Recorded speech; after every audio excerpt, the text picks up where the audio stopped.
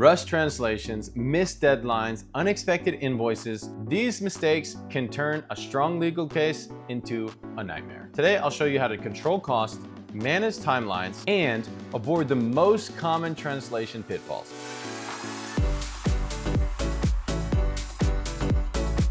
Hi, I'm Jason Ellinger from Taika Translations.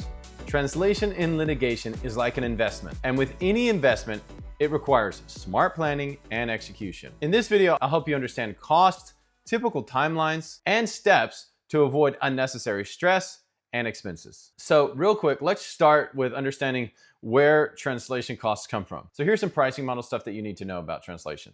There are per word rates and there are per page rates, and both of these are typical in the sphere of litigation translation. Rush projects and rare language projects cost more. So in dealing with pricing, you have to understand if the per word rate works best for you or the per page rate is right for your situation, because there's multiple dynamics involved with the processing of that single page, not just the translation of the content. And then the timeline factor. So factoring in timeline for translation is often overlooked. It's something that saves you money. So the longer time that you have to get the work done, the cheaper it can often be, simply because it has more time to be able to implement all the cost-saving mechanisms. For translation, you have to realize that you do the translation process, there's a review process, a quality assurance process, and even a certification process, as well as the process of simply translating the files back and forth.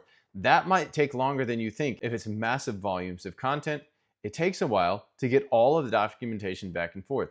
Sometimes on very large projects that we're working on together with very heavy files, it could take up to a day or two to actually transfer all of the data using high-speed internet. So here's a common mistake that people make, and you can avoid this pitfall altogether. That is submitting all of your documents in waves instead of batches.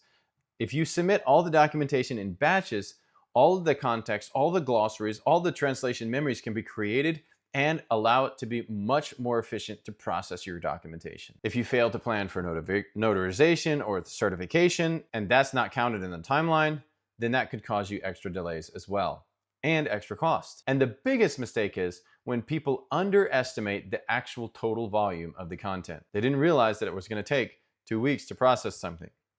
The good news for you is Taika Translations is the fastest processor of litigation content in the world. And while working with our team, you can be sure that you're working with someone who has a vast amount of experience processing patent or legal related international translation content. And we've translated it for some of the largest companies in the world. So just to give a little bit of illustration to what I've just talked about, I'm going to give you a practical example. A manufacturing firm submitted 10,000 pages of shipping logs and contracts and vendor agreements just 3 weeks before the arbitration. Without phased planning, rush fees skyrocketed and risk of errors increased dramatically. By contrast, clients who start early and send their content in large batches so that it's not coming in waves or forgotten documents are submitted, or there are many different people sending types of documents to the translation team who didn't get them in on time, you can save huge amounts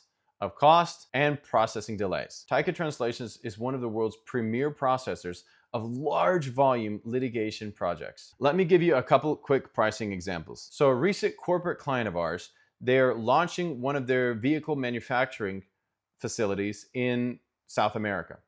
And so all of their content had to be translated into Spanish. Well, Spanish, it's a very accessible language, and the rate for that language is about 10 cents per word. We were able to process all of the documentation for them, plus provide all the design work for all of their content that they had to use for formalization of their South American contracts, and create a streamlined process for delivering it on time, because they were in a time crunch due to the fact that they didn't realize all this had to be translated into the local language. On the other side of the coin, in another country, for example, Germany, translating content into the German language costs about 15 cents per word. And there are a few other types of certifications that you need to be aware of. For example, certified translation or certified sworn translation in the country of Germany, done by local German sworn translators who work with Taika Translations, is the way that we'd have to go in processing that documentation. So those also incur other costs. For example, a sworn translation certification might cost $50, whereas a notarization